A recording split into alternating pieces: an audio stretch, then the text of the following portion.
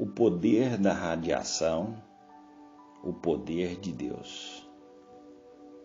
Anos atrás, na cidade de Goiânia, houve um acidente quase nuclear com uma cápsula de césio e algumas pessoas que tiveram contato direto com a radioatividade morreram. Outros sofreram consequências drásticas. Um quarteirão inteiro foi isolado. Casas foram totalmente destruídas. Os barris onde colocaram os objetos usados na demolição das casas foram enterrados numa cova enorme e toneladas de concretos foram colocados por cima, por causa da radioatividade. Em Chernobyl, cidade ao norte da Ucrânia, aconteceu algo parecido. Entre a radiação nuclear e o poder de Deus, há uma diferença muito grande. No mundo natural, você pode tomar o exemplo da radiação, mas no mundo espiritual, a realidade da manifestação do poder de Deus é algo diferente. O capítulo 5 diz que por onde Pedro passava, à medida que caminhava sem que dissesse uma única palavra, havia um poder que emanava dele, algo que irradiava o que passava para outras pessoas. Era a glória de Deus na vida de Pedro. Muitos sinais e prodígios eram feitos entre o povo pelas mãos dos apóstolos. Atos 5, versículo 12.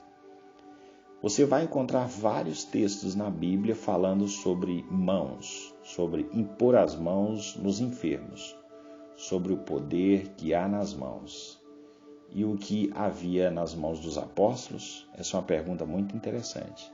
E a resposta é: muitos sinais e prodígios eram feitos entre o povo pelas mãos dos apóstolos, e costumavam todos reunir-se de comum acordo no pórtico de Salomão, mas dos restantes ninguém ousava ajuntar-se a eles. Porém, o povo tributava grande admiração e crescia mais e mais a multidão de cristãos, tanto homens como mulheres, agregados ao Senhor, a ponto de levarem os enfermos até pelas ruas e os colocarem sobre leitos e macas, para que, ao passar Pedro, ao menos a sua sombra se projetasse em algum deles.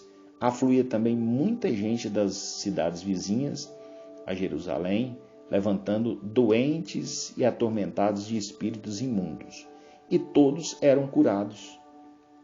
Atos 5, versículo 12 ao 16. A palavra sombra aqui não significa propriamente sombra do modo como a conhecemos. Quando o homem no jardim do Éden foi revestido pela glória de Deus, essa glória irradiava. E havia em Pedro algo que era exatamente isso. Pedro estava também agora revestido dessa glória. E somente pelo fato de ele passar, os enfermos, paralíticos, cegos, doentes, atormentados, que eram colocados ali, se levantavam curados. Era a sombra de Pedro. Se fosse sombra comum e Pedro passasse a noite, não teria sombra. Se fosse ao meio-dia, Pedro estaria pisando em sua própria sombra. Era algo diferente, ou seja, era a glória de Deus que irradiava. Havia um poder, um brilho, uma unção, uma graça. Havia algo fulgurante que brilhava, algo que passava e irradiava. A vida de Pedro não era mais vazia, agora estava cheia da glória de Deus.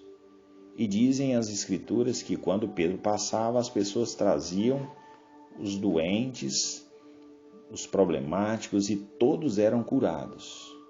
O meu desejo é que os seus olhos estejam realmente abertos para você perceber o que é a fé, o que é a glória de Deus. Amém?